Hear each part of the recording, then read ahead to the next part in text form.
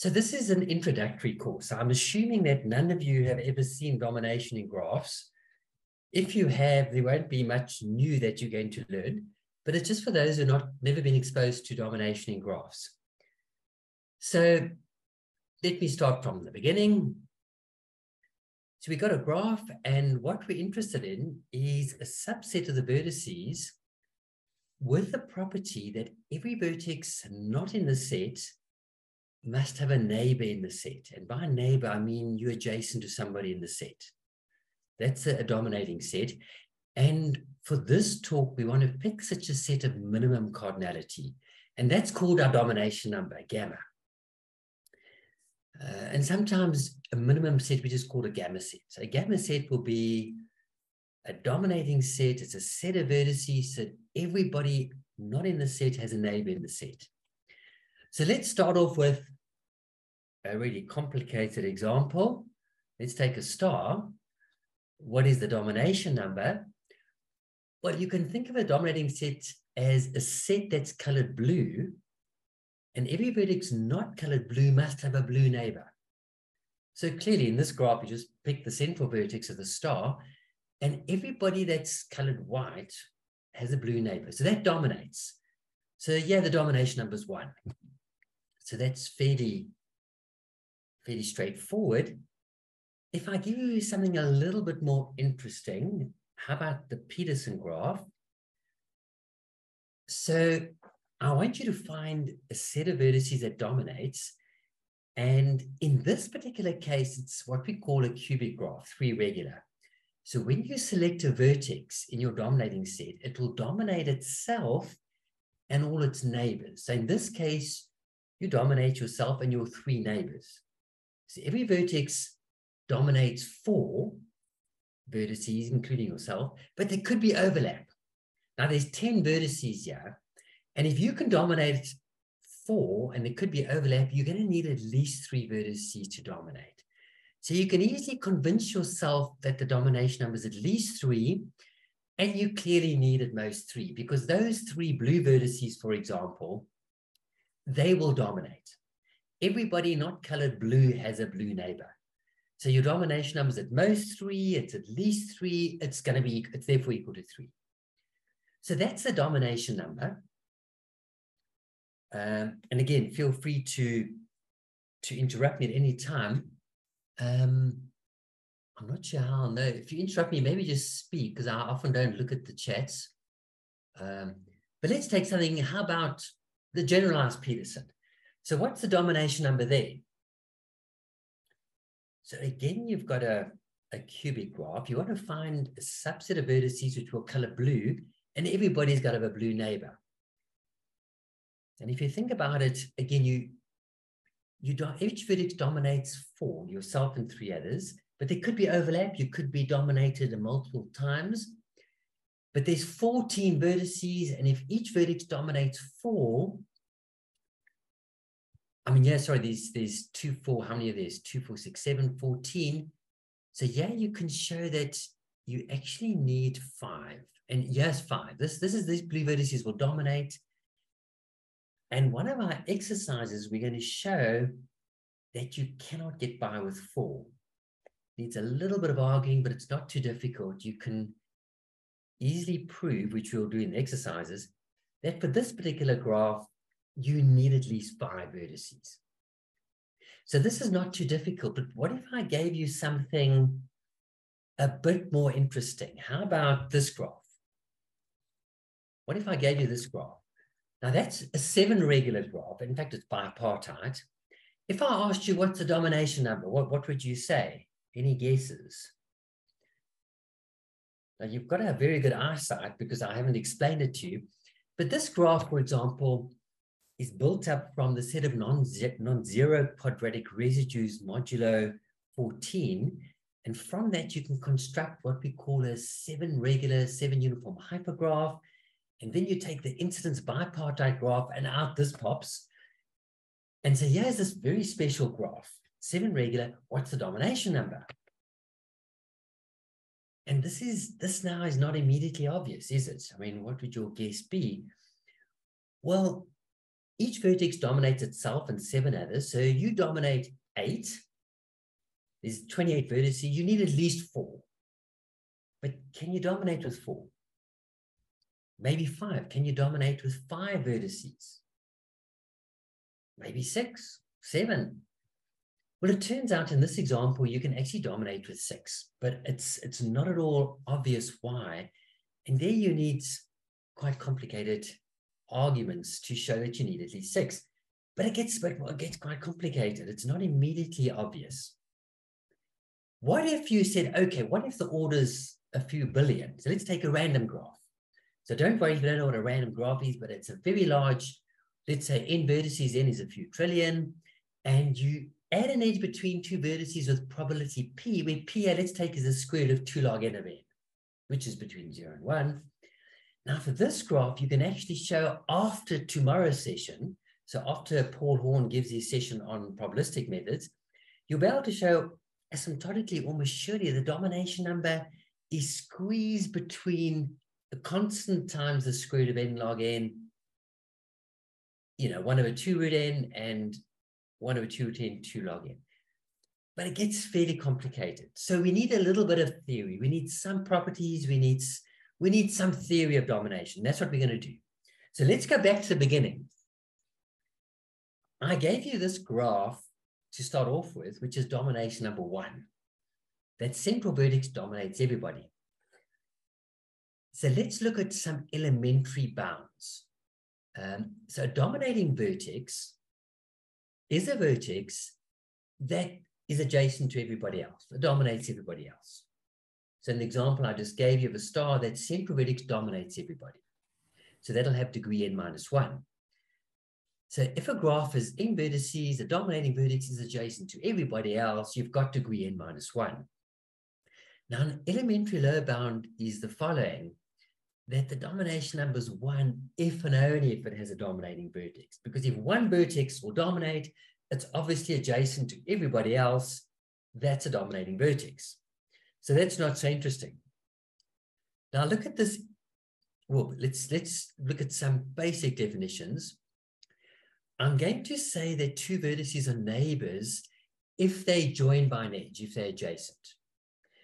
And the set of neighbors of a vertex, I'm going to note by capital N of V. Sometimes I refer to G if the graph's not clear from context, but the neighbor of a vertex would be all the set of its neighbors, the set of vertices adjacent to it. If I include the vertex V itself, I then have the closed neighborhood. But we'll come to that in a moment. The degree of a vertex is the number of neighbors of that vertex. So the degree, which I'm going to abbreviate by DG of V, is simply the cardinality of its neighborhood. The closed neighborhood consists of all the neighbors of a vertex together with that vertex. Now let's look at some elementary bounds on domination. The first elementary bound is the following. If I give you a graph order n, the domination number is at most n minus the maximum degree. So the big delta here is, if you look at all the degrees, you just pick the largest one. That's big delta. And how do you convince yourself of that? Well, let's just pick a vertex of largest possible degree. So its degree of V is big delta. And let's add V to the set together with all non-neighbors of V. Because the neighbors of V are dominated by V. So I'm not going to worry about those. So I'm going to pick for my set V together with all non-neighbors. And that'll dominate. Because then every vertex not in the set has a neighbor in the set. And the cardinality of it, well, there may be a smaller dominating set, but the domination of G is the minimum among all dominating sets. It's less than equal to this set that we've just found. And this set consists of all vertices except those in the neighborhood of V. And that's just n minus the degree of V. But we chose the vertex V of maximum degree. So this is equal to n minus delta. So a trivial upper bound on the domination number is n minus the maximum degree. How good is the bound? Well, actually, this trivial bound is sometimes the best you can do. So for example, let me give you this family. This family often occurs in examples for domination. If I give you a graph G and I do the following operation, for every vertex in G, I add a new vertex V prime, and I add an edge between V and V prime. That's called the corona. So if you look at this graph, take a 5-cycle, and for every vertex, just add a new vertex. For every vertex V, add a vertex V prime, and just add an edge from V to V prime.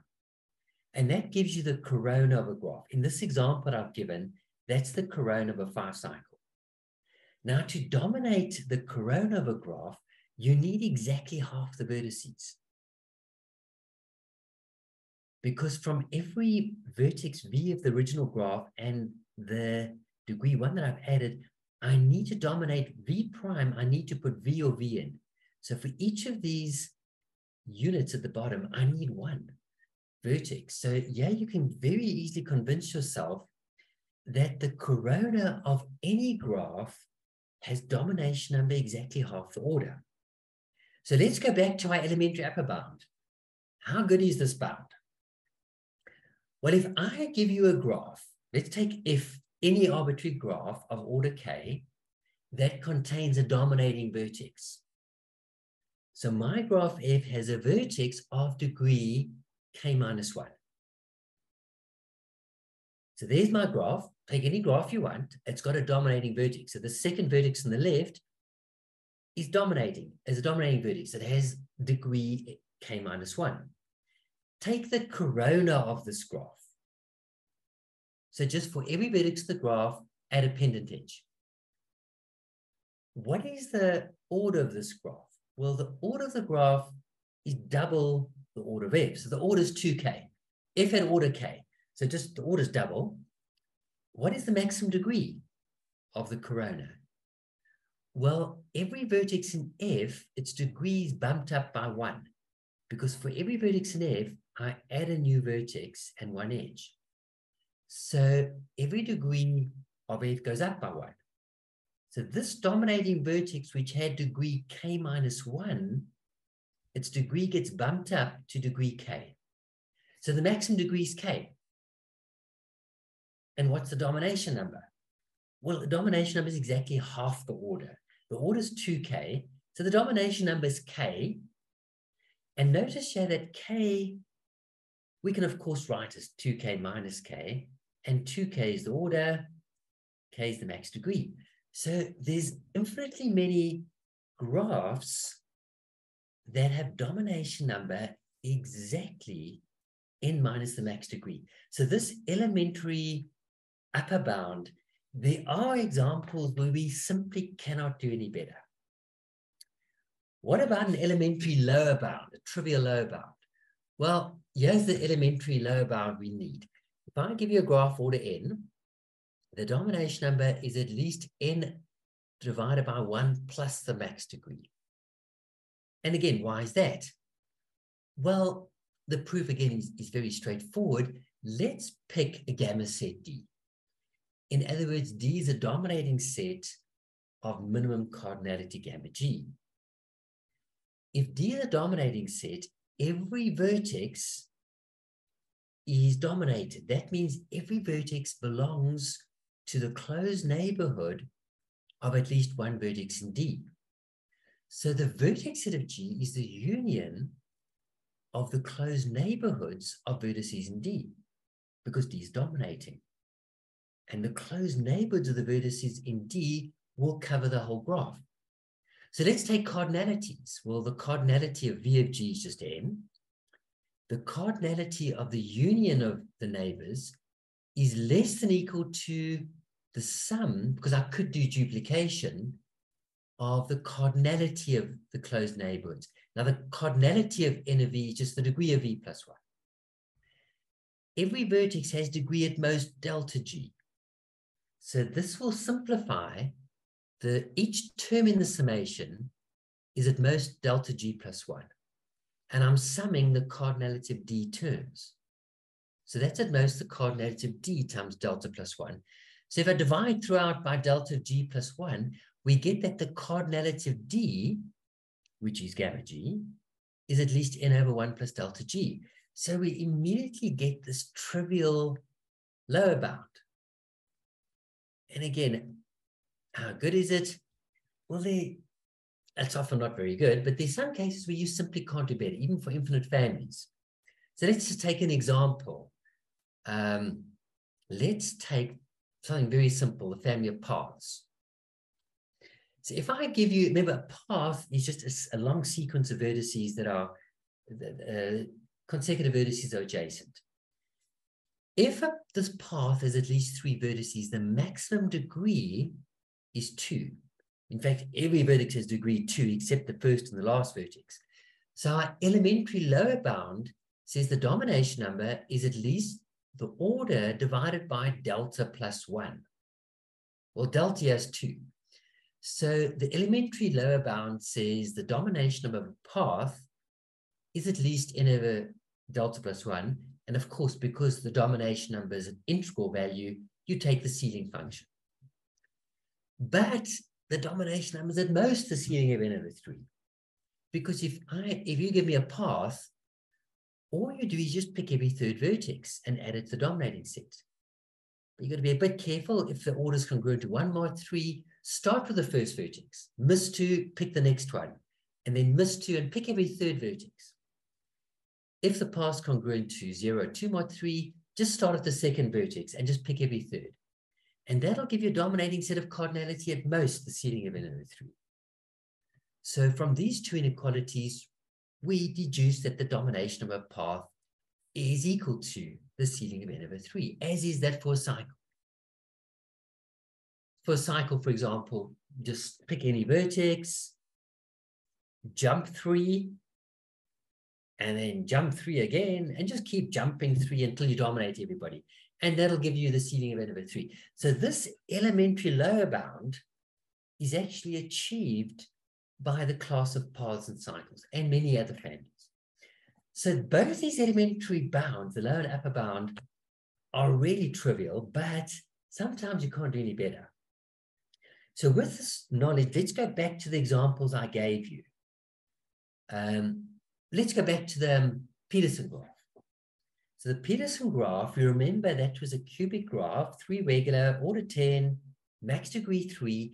The elementary lower bound says the domination number is at most the ceiling of n over max degree plus 1. Well, the Peterson graph has 10 vertices, n is 10, max degree is 3. So we know that the domination is at least 3. And of course, we know that the domination is at most 3 because in the Peterson graph, if you take any vertex, pick its neighborhood. So pick any of the 10 vertices. If you pick its neighborhood, that is a dominating set. And of course, so there's 10 different dominating sets. So this means that the domination number is at most the degree of V, which is 3. Maybe you can do better, but you can't because the domination is at least 3. It's at most 3. It's therefore equal to 3. So again, the elementary lower bound immediately tells us that the domination number of the Peterson graph is equal to 3. What about this graph? How good are the elementary bounds? Let's go back to this graph that I constructed from the non-zero quadratic residues, modulo 14. Well, this graph has order n equal to 28, max degree 7, it's 7 regular. So what is our elementary upper and lower bounds? Well, let's first have a look. The elementary lower bound is what? Well, it's n over max degree plus 1. Yeah, the 28 vertices, max degree 7. So this gives you the ceiling of 28 over 8. So domination number is at least 4. We know that. The trivial upper bound is n minus the max degree, which is 28 minus 7 in this example, which is 21. So the elementary bounds say the domination is between 4 and 21, which is absolutely useless. It doesn't help us at all. So we've got to develop some more theory. We can't just use these elementary bounds. We need to get some structure, some properties, and see if that'll help us determine the domination number. So that's what we're going to do. We're going to look at, we're just going to start from the beginning, nothing else. It's all going to be very introductory. If you're familiar with domination, there'll be nothing new in this lecture. As I said, this example, it's actually 6. So that elementary boundary in 4 and 21, it's not going to really help you because in this example, it's 6. Now, how do you prove that? Well, that's fairly complex. A little bit of background. In 2020, we got a book on topics in domination with some of the major domination parameters. So I think Rihanna, who's listening, wrote a very nice chapter on irredundance, and then Ernest Jabir from UJ wrote a very nice chapter on restrained domination, etc. Structures a little bit different. You look at a lot of structural graph of domination, algorithmic stuff. That appeared last year. And this year, at the end of the year, hopefully we'll be able to get out the domination graphs core concepts. That's about a 700-page book, but this only focuses on the core parameters, which are gamma, and we're going to look at that today. The independent domination, we're not going to look at today, and the total domination, which we're not going to look at today.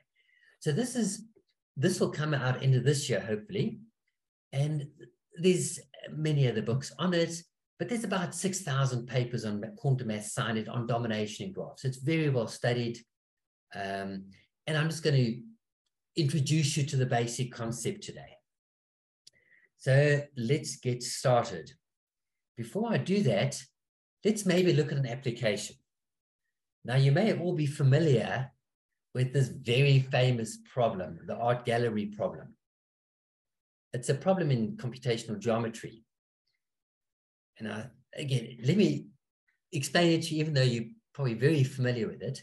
So what the problem is, you work in an art gallery and you want to guard all the paintings in the gallery by employing the smallest number of guards so that every point in the interior of the art gallery must be within the line of sight, direct line of sight of at least one guard.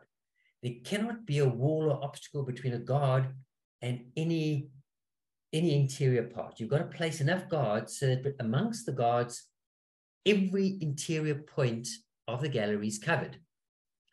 What is the minimum number of guards that you need? So that's the art gallery problem. And we can represent this by a polygon, which I'm going to do. So here's our art gallery. So this is the inside view of the art gallery. You got all the paintings. How many guards do you need so that amongst them, any point in the interior will be in direct line of one of the guards? So what's your guess? How many guards do you need? Any guesses? If you have any guesses with it, this is a fairly simple example, but a quick think. You can clearly do it with 4, but in general, we don't know how big the art gallery is. So let's prove it. So what we do is you represent this by a polygon. So this is your polygon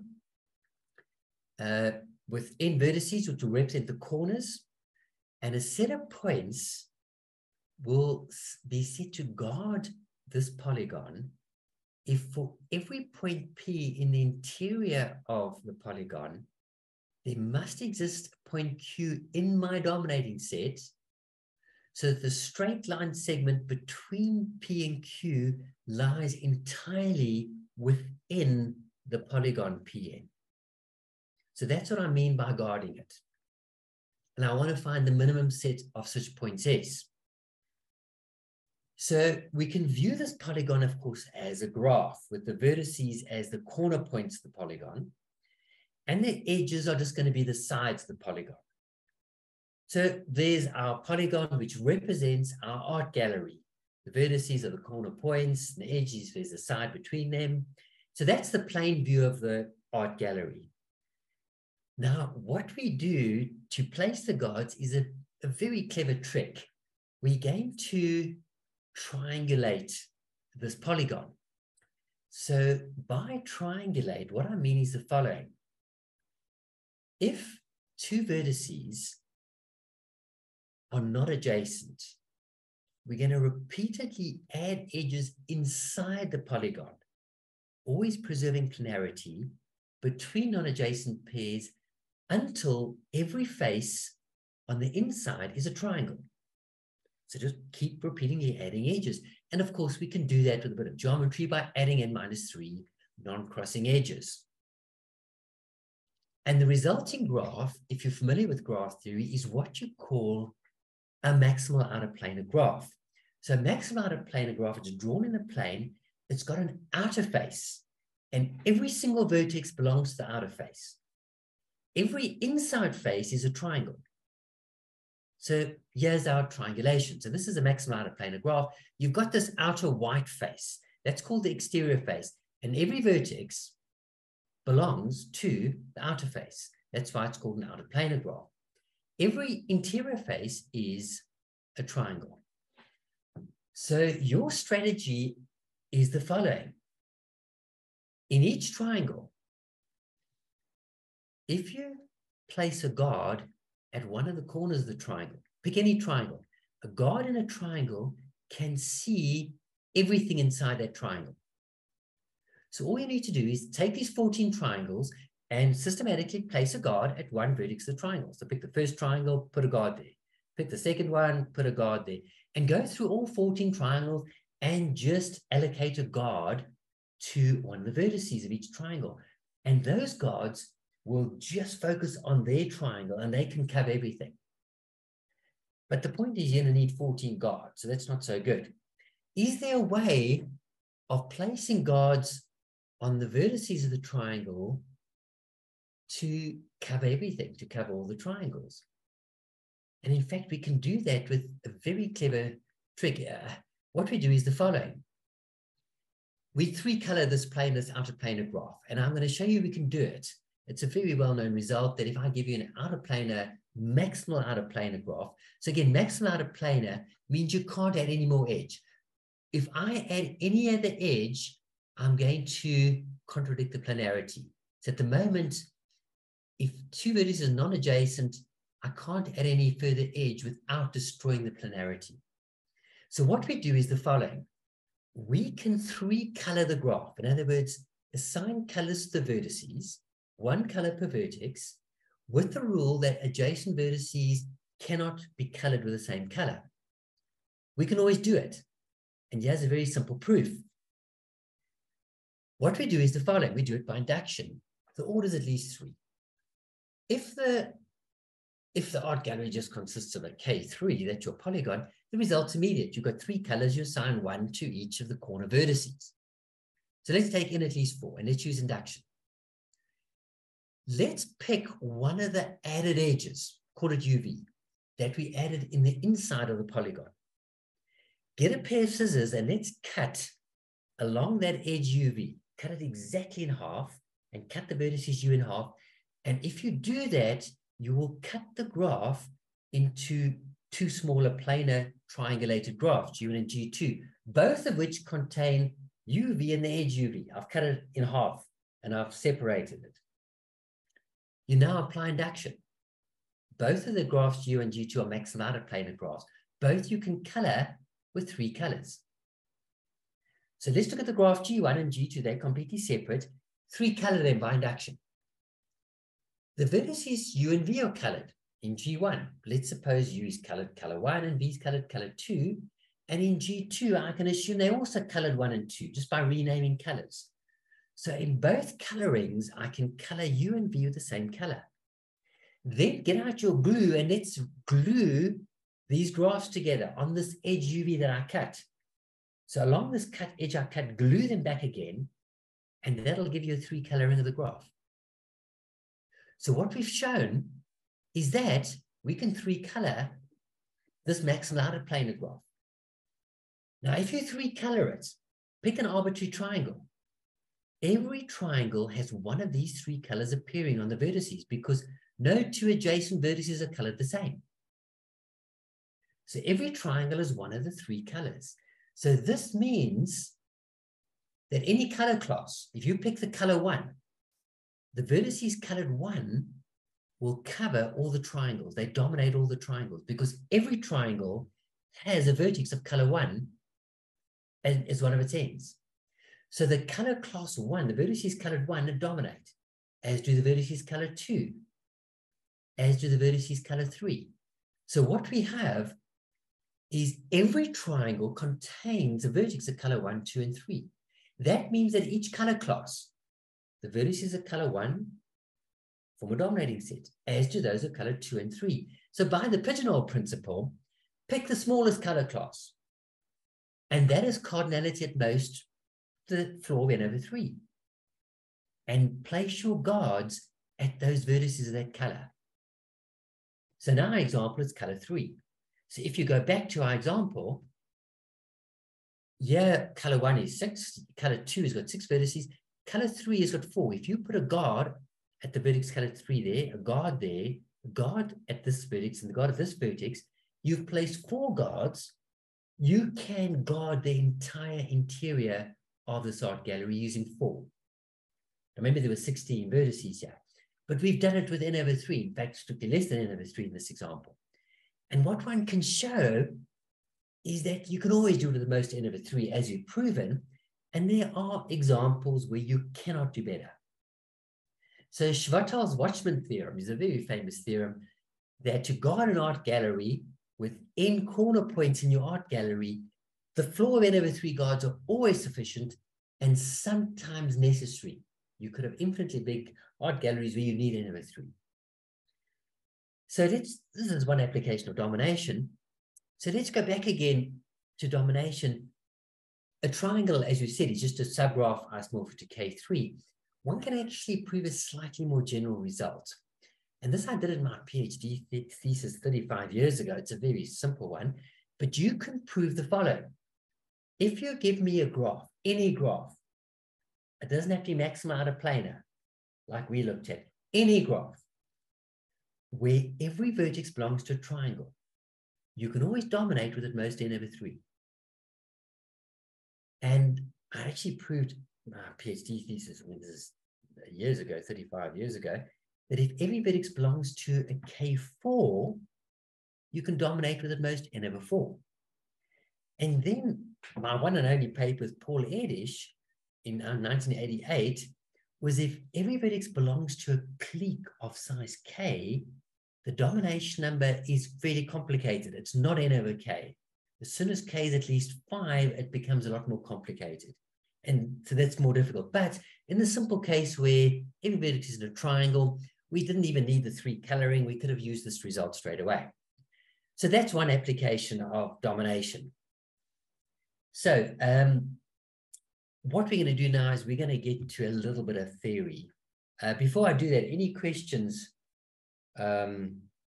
before we carry on? Any questions? Everyone clear the definition of a dominating set? So, sorry, let me pause for a second and see the chat. Sorry, I'm not very good at following all these. Okay, so sorry, if you do, you can maybe just speak and I can stop. So let's carry on a bit longer. How difficult is it to compute the domination number? Well, if you give me some very simple classes of graphs, like trees, for example, then it's easy. You can sorry, just yes. Some question, Professor. Yeah, please. I'm sure this is probably an easy thing. I cannot see it directly.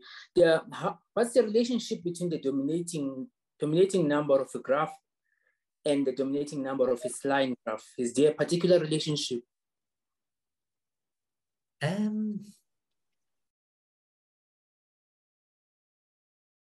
No, all we know is that the domination number, because it's claw-free, the line graph is claw-free, so it's a very simple structure.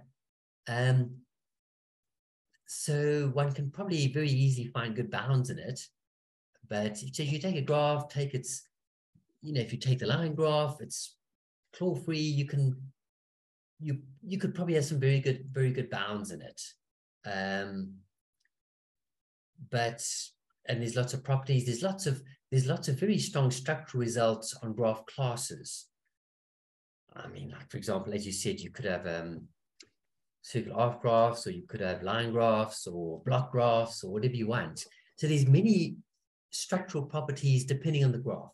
So if you give me a structure like bipartite or claw-free, we can normally say something about it in terms of good bounds. But I said, yeah, so that's just special classes of graphs, which we're not really going to look at. Our one we looked at, yeah, was a very special graph called outer planar, maximum outer planar graph. So it's a very special graph. So, but we won't go into special graph classes, yeah, like caudal graphs, or I mean, there's all these graph classes, and all of them are very interesting to study for domination, and there's an enormous amount done on them. But we won't go into that now. But any other questions?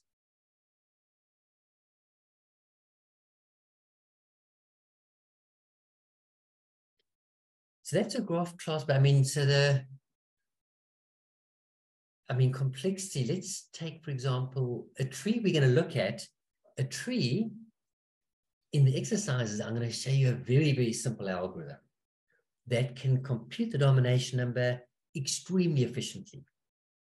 But some graph classes, like claw-free, or let's take some very simple ones. The one I've listed here, I just listed some very simple ones that we're going to look at. If I give you a graph and I give you a positive integer k, let's say k is 50, and I ask you, is the domination number at most k? You need to answer yes or no. The decision problem for that is in general NP complete for general graphs, but even for very special graphs. For example, if I give you a planar graph of max degree 3, so it's a lot of structure. The edges only meet at vertices, they don't cross. And the degrees are very small. That's NP complete. If I give you a bipartite graph, you got two partite sets, all the edges go between, and again, the max degree is very small, even that is NP complete. In other words, it's extremely difficult to determine the domination number in polynomial time. So the domination problem is surprisingly complex. So what we're going to do in this introductory lecture is look at some bounds and look at some elementary properties of minimal dominating sets. That's all I'm really going to do in this introductory lecture. So what I want to do, I said, is just find some upper bounds that we can't in polynomial time determine exactly the domination number. It's very complex, but we can find fairly good upper bounds, like in claw-free graphs or line graphs. But we need a bit of theory. We need to build up some basic properties. So the first thing I'm going to do, and we'll have a break now for 5 minutes, but it's the first thing I want to start off with. So we'll have maybe a little break, 5-6 minutes, and then when I come back, we'll start off with properties of minimal dominating sets. And from that, we're going to establish some bounds that are not as elementary as the ones I introduced earlier. And then using those, and we will just build up some bounds on the domination number. So I think let me stop sharing now, and we will have, let me go back again, see how I can stop sharing. How do I stop sharing? Have I stopped sharing? Yeah, you Perfect. stopped sharing. Okay. Yeah. So my clock says 3:42. Let's maybe have an 8-minute break. Can we do that until 22:04? 3:40. Okay. So 8-minute break, and then we'll come back, and then we'll look at properties of minimal dominating sets and upper bounds. Is that okay? Okay, sir. So you got 8 minutes, so you can just rest a bit and then come back in 8 minutes. So I'm going to switch my volume off and camera, and I'll see you in 8 minutes. Okay. Okay. Thank you, sir. Excellent.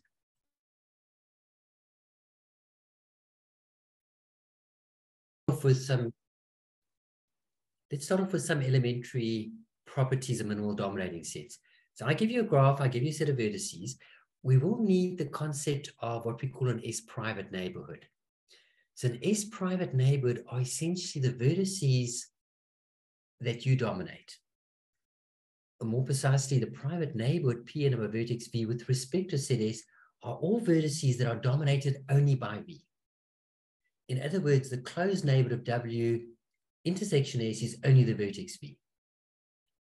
Now, some of these private neighbors may be in the set S or outside. If they lie outside, we call them external private neighbors. That's EPN. So EPN, external private neighbor, are all those vertices uniquely dominated by V, but they belong outside the set S. The ones in the set S that are uniquely dominated by V are internal private neighbors, which we denote by IP event. So every S private neighbor is either in the set or out the set. In other words, your private neighbor to a vertex with respect to a set is simply the union of those inside the set and those outside the set. So we're going to need that basic concept before we look at minimality. And we're also going to need the following notion. But let me just take an example. Let's take this example G and this dominating set that I've colored in blue. The vertex V, why is V needed? Well, it's needed, firstly, to dominate V prime. No one else dominates V prime. And it's needed for itself. So the private neighbors would be V and V prime. The private neighbors of V, in other words, all vertices whose closed neighborhood intersection S, the set blue of blue vertices, is only V. Of those, the vertex V prime lies outside. It's an external private neighborhood. And the vertex V is an internal private neighbor because V belongs to the set. So you can think of the private neighborhood as you just break it up into those inside the set and outside. So another property we need is a general property. And that's the following. If I give you any property of a set of vertices, so P could be, for example, planar, or maybe it could be independent or dominating, or any property you like. Then a subset having that property, we're going to call a P set. And a property is hereditary if every subset of P is also a P set. So for example, if I said P is the property of being independent, so I give you a set that's independent, and I give you a subset of P. Is that independent? Yes, it will be. It preserves that property. So independence is an example of a hereditary property. On the other hand, a property is superhereditary if every superset of a P set is also a P set. For example, let's take the property of being a dominating set. If I give you a dominating set and you pick any superset of it, that'll also be a dominating set. So domination is a property that is superhereditary. And we've got these general properties. A set S is a minimal P set. So P is any property you want. If the set S has property P, but no proper subset of it has property P. And a set S is a one minimal P set if the set has property P, but for any vertex in the set, if you remove that vertex, you no longer have the property. So clearly, minimal P set is much stronger because minimal P set says any subset won't have the property, but one minimal says, no, just pick those subsets that have cardinality one less. Just remove one vertex. So minimal P set implies one minimal, but not necessarily the other way around. If I give you a set that's one minimal P set, it may not be a minimal P set. But what one can prove, and this will be in the exercises, well, firstly, the property of being dominating is superhereditary. If you give me a dominating set, any superset of it will also dominate the graph. And what one can prove, and this will be a very simple exercise that we'll do a bit later, is that if I give you any graph and any super hereditary property, then a set is minimal P set if and only if it's one minimal. So in other words, what this tells us, these two results, is that a dominating set D in a graph is minimal if and only if it's one minimal. In other words, if and only if for every vertex in the set, if you remove that vertex, it's not dominating.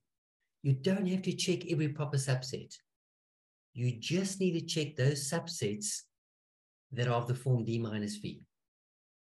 And that's very useful. So using this, we have a 60-year-old result from Aura, and he then said that a dominating set is minimal if and only if the following two properties hold. The internal private neighborhood of a vertex is non-empty, or its external private neighbor is non-empty for every vertex in the set. And the proof is very straightforward. So let's suppose that D is a minimal dominating set. Well, from what we've just observed, D is then one minimal because it's a super hereditary property. So D is one minimal. That means that pick any vertex. And because it's one minimal, the set D minus V is not dominating. That's what minimal means. No proper subsets dominating. In one minimal means you remove any single vertex, no longer dominating. So why is it not dominating? Well, some vertex, let's call it W, is not dominated. Now, this vertex W can either be in the set or not in the set. If W is in the set, what does that mean? Well, when I remove V, W is no longer dominated. Well, that means that W must be equal to vertex V, which means that the vertex V has no neighbors in the set. It's isolated in the subgraph induced by D. So therefore, the internal private neighborhood of V is V. So V's closed neighborhood intersection D is only V. If the vertex W lies outside the set, that means that the closed neighborhood of W intersection D is only V. In other words, W is only adjacent to V, but not to any other vertex in D. And therefore, it belongs to the external private neighbor. So in both cases, at least one of these sets is non-empty. So what we've shown is that if D is a minimal dominating set, pick any vertex, its internal private neighborhood or external private neighborhood must be non-empty, at least one of those. And the converse is easier because if the internal private neighborhood external is empty, non-empty for every vertex, then I need the vertex V. If I remove V, something's not dominated. So we know that it's minimal. So that's a very basic result. And from that, well, let's just look at an example. If I give you this graph and I give you the set of blue vertices D, it's dominating. Is it minimal? Well, it's not, because by Aura's lemma, you pick this vertex V. What is V needed for? It has no internal neighbor because V is dominated by itself and by its neighbor. So V has no internal private neighbor, and it has no external private neighbor. If you look at its external neighbor here, that's dominated by two vertices. So the vertex V has no private neighbor. So according to Aura's lemma, you don't need it. Just throw it away. So you can simplify, throw away the vertex V, get a smaller set, and keep going. Whenever a vertex is not needed, throw it away. And eventually, Aura's lemma says you will end up with a minimal dominating set. Maybe not minimum, but minimal. And then using this, Aura proved, the very first theory proved 60 years ago, is that every graph has two disjoint dominating sets. More precisely, he said if you pick a minimal dominating set in a graph that is isolate free, in other words, every vertex has at least one neighbor, then the complement of D is also a dominating set. And the proof is immediate because what you do is the following. You've got your minimal dominating set D. All we're going to do is show that every vertex in D is dominated from outside. In other words, every vertex in D has a neighbor outside. So let's look at the situation. The graph by supposition is isolate free. So the vertex V has at least one neighbor. By Orer's lemma, D is minimal, therefore the internal private neighbor of V is non-empty or the external. If the internal private neighbor V is non-empty, that means that V is isolated in the subgraph induced by D. But that means that all of V's neighbors lie outside D. So V is neighbor outside D. If the external private neighbor is non-empty, that means V is a neighbor outside the set D that is only dominated by V, but it has a neighbor outside D. So in both cases, the set V minus D dominates the vertex V. So the set V minus D dominates every vertex in the set D because V was arbitrary. So V minus D is a dominating set. So Orer's theorem simply said that if you pick the complement of a minimal dominating set, it also dominates. So that means the following. That means if I give you a graph of order n with minimum degree at least 1, in other words, isolate free, then the domination number is at most half the order. Because by Orer's theorem, pick a minimal dominating set. The complement is also dominating. The domination number is the minimum cardinality for dominating set. Now you've given me two sets, D and V minus D. There could be many others, but gamma is less than equal to the minimum of those two, maybe strict inequality. V minus D is just N minus D, and the minimum of D and N minus D is a half N. So immediately, because you've got two dominating sets that are disjoint, pick the smaller of the two, the domination number we know is at most half the order. So that's the very first result we know on domination. One can actually prove this slightly differently, which I'm going to do. If you take this graph, that's a gamma set. UV is a gamma set. But in this particular, with this particular dominating set, neither U nor V has an external private neighbor because the vertices outside are dominated by both U and V. But Orer's lemma says that, okay, if your external private neighbor is empty, you've got to have an internal private neighbor if you've got a minimal set. And of course, U is its own internal neighbor, and V is its own internal private neighbor. But we can find a different gamma set. If I just shift V along, just push V up. Let's take that one. If you take this gamma set, domination number is 2, then every vertex has an external private neighbor. And this we can always do.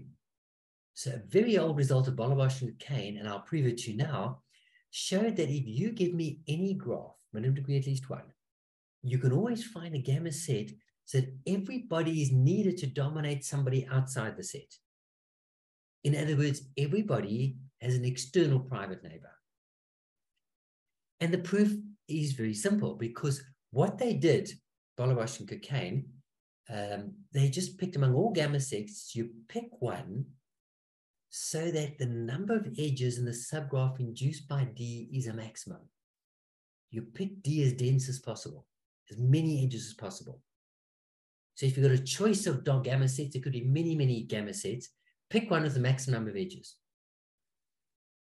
We want to show that every vertex in this set D has an external private neighbor. So let's suppose that that's not the case. Suppose the contrary, that there's a vertex in your set D that has no external private neighbor. Well, that means by Orer's lemma that V is isolated because it has an internal private neighbor that's non-empty. So V must be isolated because it's its own private neighbor. So all of the neighbors of V belong outside the set. And if you look at what does V contribute to the count of the edges inside G of D, the subgraph induced by D, if you look at the vertex V, it's isolated.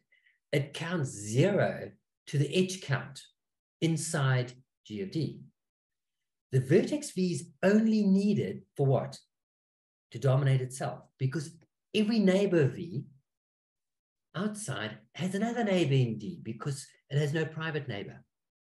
So all I do is I remove V and I replace V with one of its neighbors. And I'll get a new dominating set, a new gamma set. But that gamma set will have more edges than the original set. And that's a contradiction because we chose the set D so that the subgraph induced by D has maximum size. But now you've given me a new gamma set with more edges. So that's a contradiction. So, as I just to summarize here, we know that every neighbor V has another neighbor in D because D, we're assuming that V's got no external private neighbor. So simply replace V with an arbitrary neighbor. You're going to get a new gamma set. It induces a subgraph with more edges than the original dominating set, a contradiction. So what they concluded is that every vertex has an external private neighbor. And this is a very useful property. You can always find a gamma set. So let me give you an example. Let's go back to Orr's theorem. Let's prove it using the Balabash-Cocaine theorem. Well, by Balabash-Cocaine, you can find a gamma set D so that every vertex is needed to dominate somebody outside the set. In other words, everyone has an external private neighbor. So let's count the vertices outside the set. Look at V minus D. Of course, all these external private neighborhoods belong outside the set. So if I take the union of the external private neighbors amongst all vertices in D, that's contained in V minus D. Now these sets are pairwise disjoint because they're external private neighbors. So when I take the cardinality, what do you get? On the left-hand side, if you take the cardinality, that's exactly the sum of the cardinality of the external private neighbors. So this cardinality is exactly the sum, but every external private neighborhood is at least one. So you're summing a whole lot of terms that are at least one, and you're summing the cardinality of D terms, that sums at least the cardinality of D. V minus D is N minus D. So just add D to both sides, you'll get 2D less equal to N, you'll get that D is at most a half N. So immediately from the Balabash-Cocaine theorem, you get that the domination number of a graph with minimum degree at least one is at most half the order. Any questions about that? So that's the first sort of elementary bound. And we know it's best possible from the corona. So let's go a little deeper. Let's look at the family of, if you go, I mean, these extremal graphs are all the coronas of graphs. We'll look at that in a moment. But let's go a little bit deeper. If I give you a class of connected graphs that have minimum degree at least k. So these graphs are fairly dense. And I ask you the following question. For this class of graphs, what is an upper bound? Can you determine or estimate for me the best possible constants, C dom k, so because this is the minimum degree at least k, so that every graph in that class has domination number bounded above by this constant times the order for every graph in the class. So this class now is connected, minimum degree at least k. So in other words, these constants would be the supremum of gamma of g over the order. It may not be achieved, but it's a supremum. So the question is, can you determine what these constants are? So we can immediately do it for small minimum degree. Orr's theorem says, as we've just seen, order n, it's minimum degree at least one, domination number half n. So if you take the class, what I've called CK1, if it's connected minimum degree at least one, then we'll get that this constant is going to be at most a half. But we know that the extremal graphs are coronas, except for a full cycle. So if you give me a graph with domination number half the n. It achieves equality in Auro's theorem. It is essentially the corona if you exclude a 4 cycle. So that this constant is at least a half, because the ratio of gamma of g over n is at least a half. The supremum could be at least a half. It's at most a half. It's equal to a half. So we know that these elementary constants, CDOM1, CDOM2 is equal to a half. So you give me, and also CDOM2 is because of C4. If I give you a 4 cycle, the domination number is a half, and it's equal to a half, so this bound is achieved. So any graph with minimum degree at least 2, connected, this constant, the supremum of the domination number of the order is at most a half. So what becomes interesting is what happens if the minimum degree is bigger. Well, minimum degree at least 2, one can show, this is by a Russian blank in 73, that you can improve the 1/2 bound to 2/5, provided you exclude 7 small graphs we look at a moment. And this result was reproved later, and they actually characterized the extremal ones, and I'm going to mention the proof to you in a moment. But you've got to, if you exclude these 7 bad ones, these have minimum degree at least 2, they're connected. The first one is C4, it's a half, domination number is a half. These other 6 of order 7, they've got domination number 3 out of 7, 3/7 order. If you exclude these, the domination number is 2/5. So this supremum is at most 2/5 for CDOM2. Well, we know it's actually a half, but the extremal ones are the following. We know that the family is constructed as follows. It's this family, what we call, let me just call it curly G dom, and let me rather give you an illustration to explain it. You build it up as follows. You take a whole lot of what we call units. Each unit is a whole lot of 5 cycles, could be a couple of thousand, and you take a 4 cycle with a pendant edge. Take a couple of hundred of those, and in each of these, what we call these key units, the vertex of degree 1, specify that as your link vertex. Just color it, darken it. For every 5 cycle, pick any 2 non-adjacent vertices and specify those as your link vertices, which I'm just going to darken. And now build the graph by adding any edges joining link vertices between the black vertices.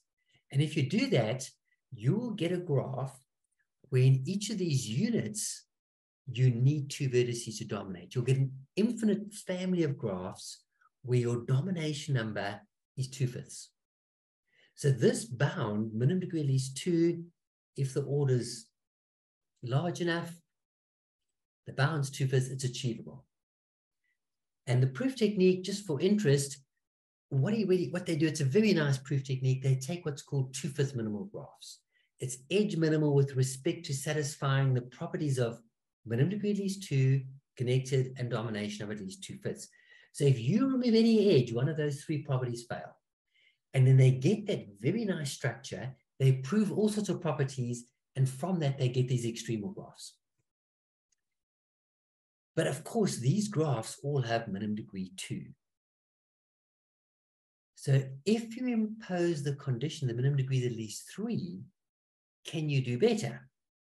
And this is what you can do. Reed showed, get a very old result, a classical result in domination theory, that if the minimum degree is at least 3, you can prove that the domination number is at most 3/8 the order.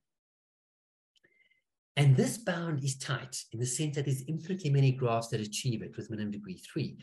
For example, if you take this little gadget at the bottom, that's a non-planar graph order A, take a whole lot of copies, a couple hundred copies, pick 1 vertex from each of them in this triangle unit, and just add any number of edges between these top vertices.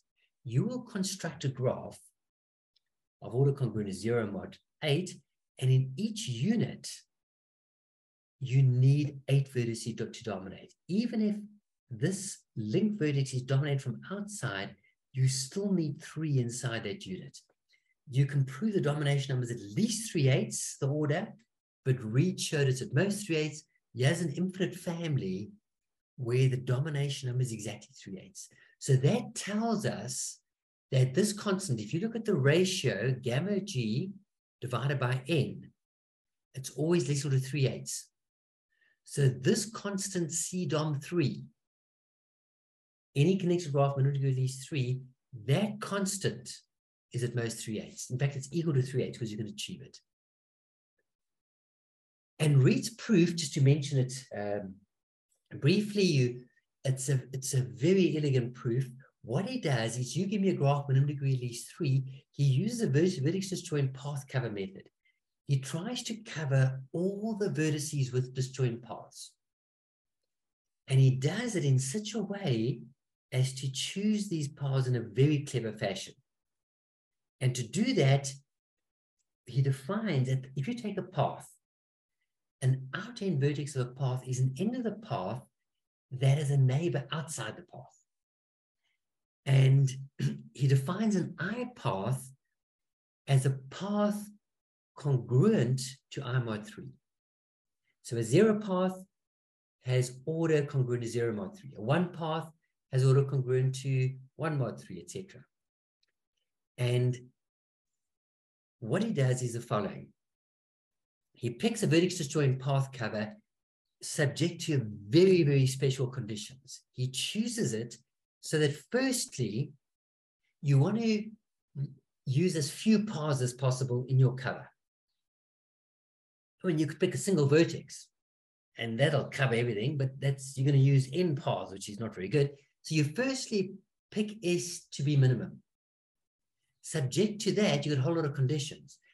You first pick the number of paths to minimum. Subject to that, the number of 1 paths times 2 plus the number of 2 paths you minimize. Subject to that, you minimize the number of 2 paths. Subject to that, the number of vertices that belong to 0 paths you minimize, etc. Subject to that, the number of vertices in 1 path you minimize, and subject to that, you minimize the total number of out-end vertices. And then he uses very intricate optimization, very elegant proof techniques. Some parts need a computer proof, and he proves the bound. So just to mention that. As a consequence of his results, we have this result. If the graph is cubic, in other words, if every vertex has degree 3, of course we get 3/8, and this is achievable.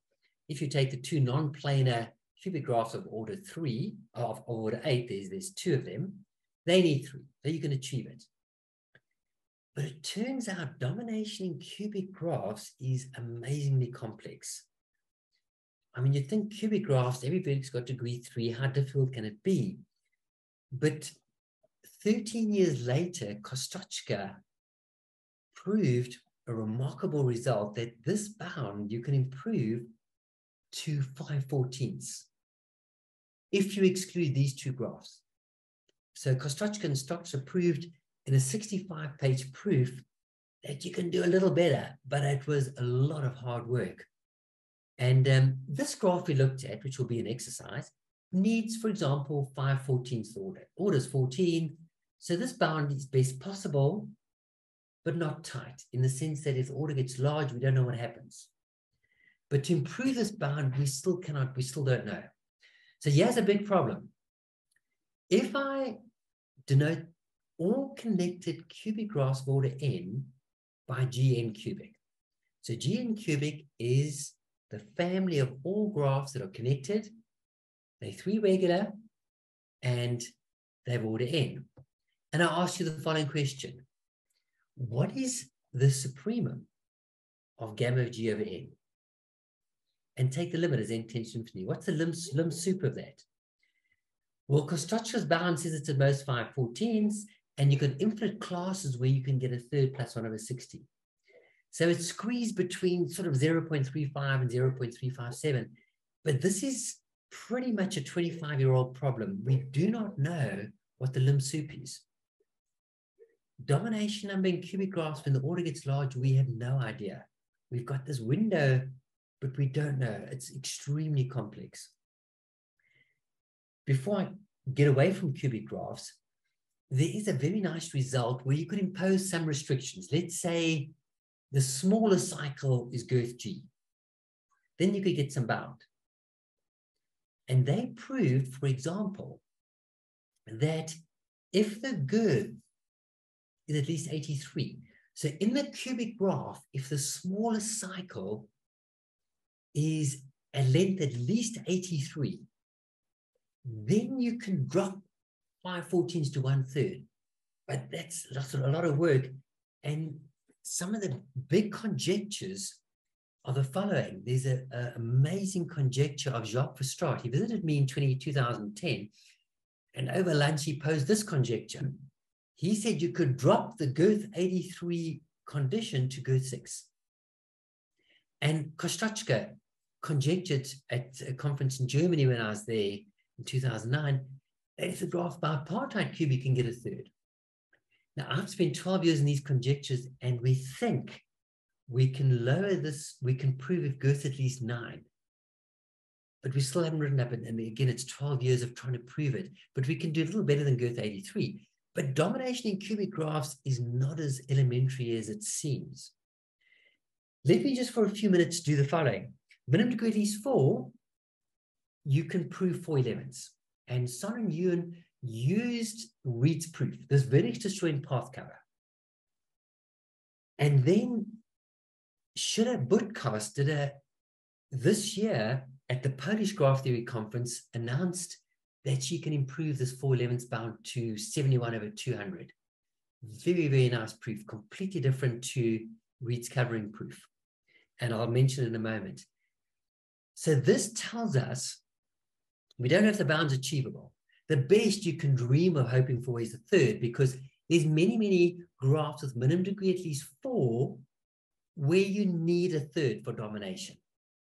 So what we know is that this class of connected graphs minimum degree 4, C-dom 4 is at most 71/200 if you look at gamma G over N, and it's at least 1/3. So this is unknown, this best possible constant, so that every connected graph with minimum degree 4 has domination number at most C-dom 4 times. We don't know what C-dom is, between 1/3 and 1/3 plus 11/500. Min degree 5, Butkost, the Hungarian mathematician, proved that you can get 1/3. Very nice technique, and I'm going to mention it. The best we can hope for is 1/4, huge gap. What I proved with Butkosh, and I'll mention this result, and I'm going to close with this before we stop. So maybe the last 10 minutes, this is something a little bit new, maybe you're not familiar with it, but just to show you some of the proof techniques. How do you prove that if I give you a graph with minimum degree at least 6, how can you find a decent bound on the domination number? So we prove it's roughly 3/10. So ignore the 0.30382705. Let's just think of it as 3/10. How do you prove it? Or more precisely, how do you prove that the domination number of a graph, minimum degree at least 6, is at most 127/418? Well, let me show you what we did. We use the following technique. We're going to use an algorithmic approach. We're going to use vertex coloring and a lot of what's called discharging arguments, where you do weighting arguments, and then guys with lots of weight have to give some away. They've got to discharge. So let me show you what we did, just a basic idea of the proof. What we do is the following. You give me a graph. You give me a subset of vertices D. Think of a dominating set. D is dominating. I define a residual graph, G of D, as follows. I color the vertices with 3 colors according to certain rules. And the rules are threefold. I color vertex white if it's not dominated. So if E doesn't belong to the closed neighbor of D, color it white. If you are dominated, if you have a neighbor in the set D, but at least one of your neighbors is not yet dominated, color yourself blue. So you blue if you're dominated, if he's in the closed neighbor, but at least one of your neighbors is not yet dominated. But if you and all your neighbors are dominated, color yourself red. And the third rule is as follows. If there's an edge between blue and red vertices, or blue and blue, or red and red, remove it. You don't need those edges. So I'm only going to leave in the edges incident to white vertices, because they are not yet dominated. An edge between blue vertices or blue and red, you don't need. That's the residual graph. So let me give you an example. Here's a graph. The set D are these darkened two vertices. What is the residual graph? Well, if you dominated and all your neighbors are dominated, you color yourself red. If you dominated but have a neighbor not dominated, you blue, and you white if you are not dominated. So this will be the residual, this is the coloring. Remove all edges between blue and red vertices, you get this graph. That's the residual graph. And now we do a weighting argument. The blue vertices could have degree up to 1 as large as you want. So what we do is the following. We let the set of vertices be W, B, and R, the white, blue, and red vertices. The dominating vertices will always be red, because if you're in the dominating set, you and all your neighbors are dominated. So the dominating set's always colored red. The vertex set consists of white, blue, and red. Now what we do is the following proof. So let me show you this, the basic idea. Before we stop, we'll just do that 5-6 minutes. What we do is the following. We assume now the graph's edge minimal with respect to minimum degree 6. In other words, if there's an edge between two vertices of large degree, let's say you've got two vertices of degree at least 7, remove that edge. Just keep removing edges between large degree vertices until the minimum degree is at least 6 and the graph's connected.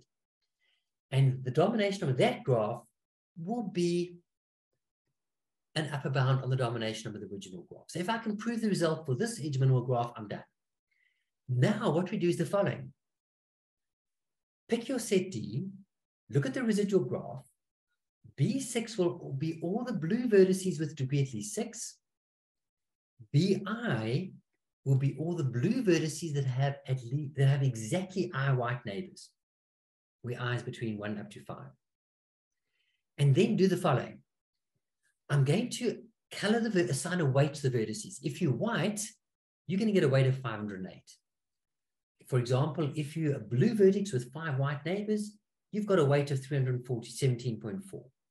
If you're a red vertex, you've got a weight of 0. If you're a blue vertex with 1 white neighbor, you've got a weight of 194. And the weight of the graph is the sum of the weights of the vertices. So you just sum all the weights. Every white vertex contributes 508, etc. If D is a dominating set, the weight would be 0 because everything's colored red.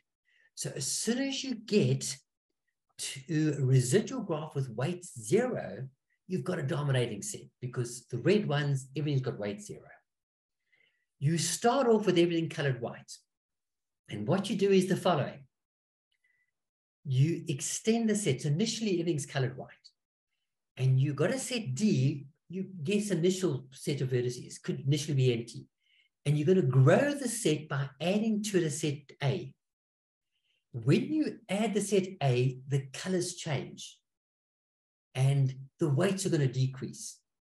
The decrease in weight in the residual graph, when you grow D to A union D, will be this function 5A. That's the decrease in weight. And what you want to show is the following. You want to show that I can always find what we call a D-desirable set, which means that at any point, if there are some vertices colored blue and white, I can grow the set. I can find a D-desirable set in which the weight will decrease by at least 1,672 times the cardinality of A. That's what I can, if I can prove that, we're done, and I'll show you why. So this is the key claim. We claim you can always do that. We color, so let me just not go into any details. What one proves is the following. So we prove that initially everything's colored white. If your residual graph has a positive weight, I can find such a set. And the way you do it is you just use all these structural properties, but eventually you will get down to a point where the only white components are very small, like white C5s or very small white components. When you get to that stage, you show that you can reduce the white components to C5s, C4s, P2s, which are different categories. I want to go into it, P1s, etc. And then you do very complicated discharging arguments. You got your weighting of blue vertices, and the blue vertices have to give up some of their weight. So every white C5 component has to receive 3,380 discharge from the blue vertices. I won't go into any details, but there's a discharging arguments. And with all this, you can prove this claim. You can show you can always find a D-desirable set. Once you've got that, the proof follows, because what you do is the following. You start off with the empty set. Everything's colored white. So initially, your entire graph's colored white. Every vertex has weight 508. There's n vertices. The weight of the graph is 508. Then by the key claim, I can extend it. D0 is my initial set, which is empty. I can find a D0 desirable set A1, which when I add to D0, I extend the set D0 to a set D1. In the new residual graph G1, the decrease in weight is at least 1672 times the coordinates of A1. And I get a new residual graph with this weight. If the weight of G1 is positive, I repeat the process. I then know by my claim that I can extend the set D1 by finding a desirable set A2, which I can add to the existing set, and this will be a desirable set which will decrease the weight by 1672 times A2. And that'll give me a new residual graph where more vertices are colored, more edges get deleted, more vertices get colored red, and this graph will have this weight. And I keep on going. And eventually you obtain a sequence of residual graphs, starting off with your initial graph, G1 up to GK, where, and my dominating set, I start with A1, I build it up, adding A2 up to AK, and the final graph you get has weight 0. So that set D is dominating. And by this property, the weight of GK is at most the weight of GK minus 1 minus 1672 AK. And you repeat all your arguments, and you'll get this as a less than the weight of G0 minus 162 times the sum of the weights of the sets AI. But this is exactly the coordinates of D. And if you just add 1672 D to the left-hand side, divide by that, you get the bound of 508 times 1672, or 127 over 418. So that proves, and I've left all the details out, of course, but that's how we proved using algorithmic approach, vertex coloring, weight coloring, very complicated discharging arguments. We proved that the domination number is at most 127 over 418, roughly 3/10 the order.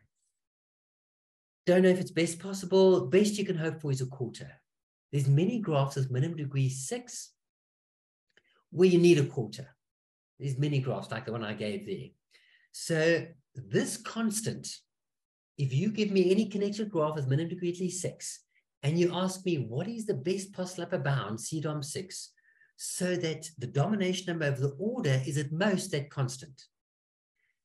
The best we know that constant is between a quarter and a quarter plus 27 over 500. And the conjectures, just to close with, so what we know for bounds, minimum degree 1 and 2, bounds always at half. In other words, domination is the most half in. CDOM 3, we know that any connected graph minimum degree 3, the domination number of the orders at most 3/8, and it's achievable. CDOM 4, we don't know. The supremum of domination over the order is between these bounds. Minimum degree 5, again, we don't know, but these are the bounds. And minimum degree 7, we also have some bounds in it. Large minimum degree, we know what happens using probabilistic arguments that Paul Horn will, after that, we can prove that it'll be 1 plus log delta over delta plus 1. But those are some elementary, or some of the known bounds on domination. Conjectures, CDOM 4 is a third, etc. There's a lot of conjectures. So all I've done here is just give you a very brief introduction to the basic concept of domination in graphs. And then what we'll do, we'll have a break. I know you must be quite tired. Let's have a break for 23 minutes. And at 5 o'clock, if you have the energy, we can get back And I've got some exercises that we'll work through together. For example, for a tree, we're going to have a very easy way of working out what the domination number is. And we'll have some very nice properties that we can do. And we'll just look at some very easy, basic examples on domination. And so we'll do that in the exercises at 5 o'clock. So let's have a break until 5 o'clock. It's 22 minutes or so. And then at 5 o'clock, if you've got the energy, you can rejoin us. And then for 1 hour, we'll just work through some exercises together. And then we can interact a bit. I'll try and use my iPad and we can work through some exercises. So before I do that, any questions on what we've done?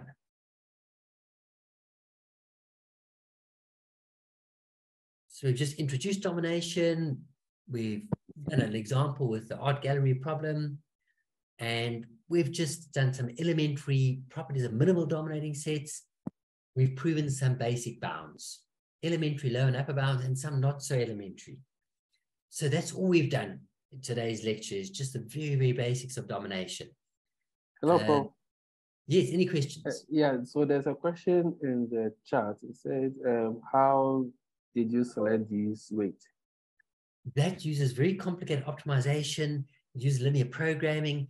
In the proof, when you're looking at the proof, you use some sort of, as you're doing the proof by induction, the proofs will give you some inequalities. You'll get a whole bunch of 20, 30 inequalities that come out during the proof when you're trying to prove the bound. And you have to do optimization, often using linear programming. And using all this optimization, the challenging part is to find the weights. That is a very difficult part of the problem. So we try as best we can to optimize the weights using linear programming and other optimization techniques and using some mathematical proof techniques, and that'll give us the weights. That's the first challenge. Second challenge is the discharging. That's the second big challenge in the proof. And then once you've got that, you can reduce the graph by using all these the residual graphs and using the desirable sets, where every time you can extend the set and decrease the weight by a desirable amount, and then eventually you can do the counting. So it uses very intricate optimization that I haven't even touched on. I just wanted to give you the flavor of the proof. So Reed's proof uses vertex joint path cover. Very nice optimization techniques. The proof by McCraig-Shepard uses 2/5 minimal arguments, uses minimal accounting arguments, edge minimal with respect to different properties. So there's many, many different proofs. So I've just mentioned 3 proofs: the proof by McCraig-Shepard, Reed's proof, vertex disjoint path, and this proof technique that I did uses algorithmic arguments, vertex coloring, vertex weighting, discharging arguments, optimization, linear programming. So there's many, many proof techniques. I just mentioned some to you. Some use like the elementary properties of minimal dominating sets, as Balabash and Cocaine did, as Ora's lemma did. They use just basic properties of minimal dominating sets. But as the minimum degree gets larger, you need to go a bit more in depth. So I can't quite answer your problem. How do you find the weighting? That's the big challenge of the problem.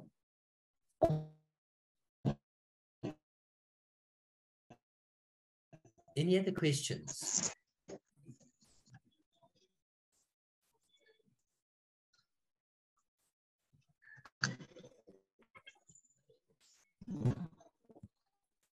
Okay, so I've just touched on things. What we'll do in the exercise section, we'll look at some other interesting problems using Cartesian products of it. And I'll illustrate some. We'll do the algorithmic one.